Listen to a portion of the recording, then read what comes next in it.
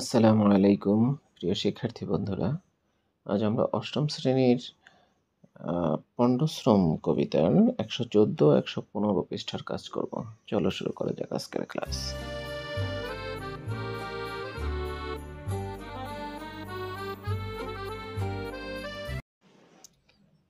পৃষ্ঠা ১১৩ এর ৬.১.৩ জীবনের সাথে কবিতার সম্পর্ক খুঁজি।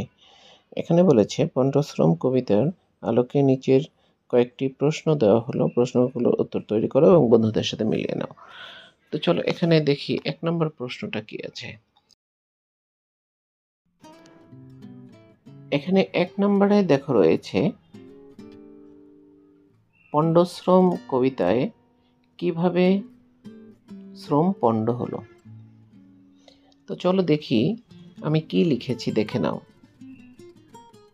পণ্ড শব্দের অর্থ নষ্ট বা নিরর্থক অথবা ব্যর্থ। পণ্ডশ্রম কবিতায় দেখা যায় চিলে সবার কান নিয়ে গেছে এমন একটা খবরে সবাই চিলের পেছনে ছুটতে থাকে। কেউই কানে হাত দিয়ে সত্যটা যাচাই করে না। বোকা লোকগুলো যখন পরিশ্রান্ত হয়ে যায় তখন একটি শিশু বলে দেয় যে কান যেখানে ছিল সেখানেই আছে। অবশেষে সকলে ভুল বুঝতে পারে। এভাবে তাদের সারা দিনের শ্রমটি পণ্ড হয়ে যায়।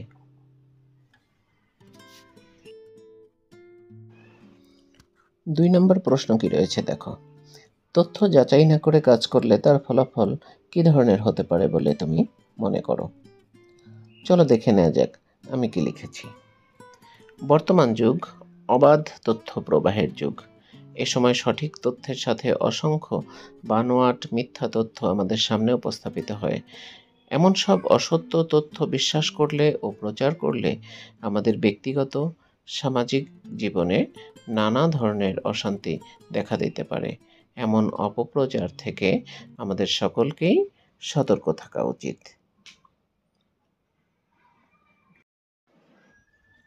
৩ নম্বরে দেখা হয়েছে কোনো তথ্য বা ঘটনার যথার্থতা কিভাবে যাচাই করতে হয়।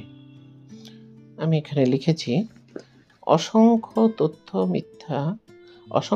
সত্য মিথ্যা তথ্যের মধ্য থেকে সঠিক তথ্য যাচাই করে নেবার জন্য তথ্যের উৎস সম্পর্কে জানা দরকার। তথ্যের উৎস কতটা নির্ভরযোগ্য তা জেনে নিতে হবে। একাধিক জায়গা থেকে তথ্য নিয়ে তা মিলিয়ে নেওয়া যেতে পারে। এক্ষেত্রে নিজের বিবেক ও বুদ্ধিরও প্রয়োগ করতে হবে।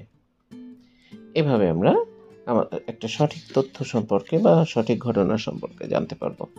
তো এই ছিল আমাদের ১১৪ এবং ১১৫ পৃষ্ঠার কাজ। আশা করি তোমাদের অনেক কাজে আসবে এবং তোমরা উপকৃত হবে। তো আজকের মতো এ পর্যন্তই। ক্লাসটি দেখার জন্য তোমাদেরকে ধন্যবাদ জানাচ্ছি। আল্লাহ হাফেজ। আসসালামু আলাইকুম।